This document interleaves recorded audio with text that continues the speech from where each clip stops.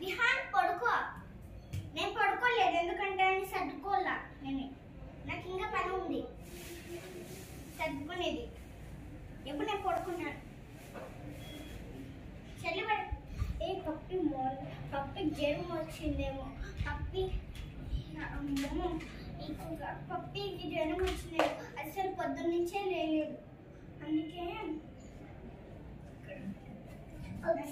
ఇది వేస్తే జ్వరం వచ్చింది. ఫుడ్ పెట్టలేదు పాపం. ఫుడ్ పెట్టేసిన మా పాప పెట్టినాను నేను, కానీ పప్పికి పెట్టలా. దానికి జ్వరం వచ్చింది. ఇది ఫుడ్ అదే కాదు ఈరోజు. అయ్యో ఈరోజు స్కూల్ లేదు కదా. ఫస్ట్ నేను పండుగ పోయి వరలక్ష్మి పండుగ కదా.